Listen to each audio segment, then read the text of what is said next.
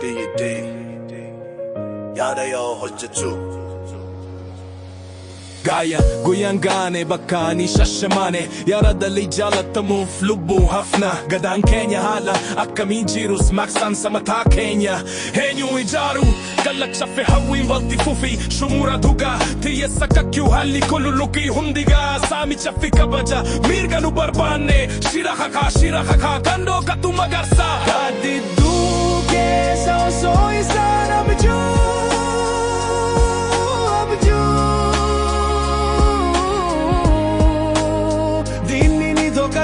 Nuti garuu gonkumaa duubatti hin deebinu Nuti muutotaa fi muutittidha Isaan qofaa naanna'uu yaradaa ijoolessa orma keessa Jaalalle barabbadu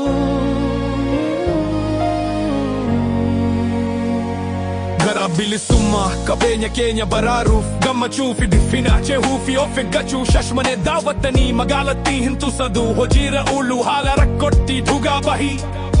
Kaayyoo buunsaa walqixxummaatti Guyyaa abbaan keenya kabajaa haala qophaa'in sirraa hawaasni keenya bu'uura arjaa fagaachuu dadhabinaan fedhu kan Oromoo fi dadhabina oftu shira hahaa fi abjoota jala dorgatamu hundi daawwo nyaata fi dhukkuba domaa hortu keessa osoo isaan abjuu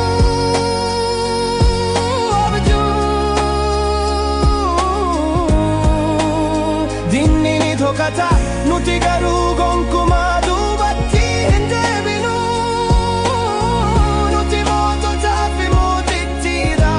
Isaan qofaa naanna'uu yaradaa ijoolessa orma keessa Jaalalle barabbadu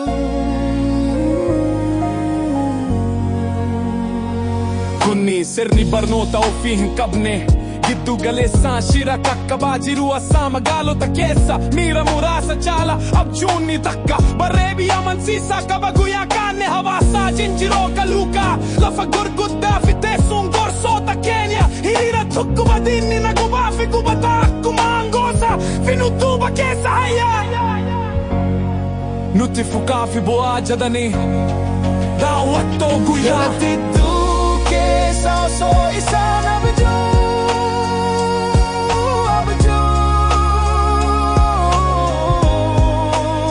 Dinni ni dhokata nuti garuu gonkumaa duubatti hin deebinu Nuti moototaa fi muutittidha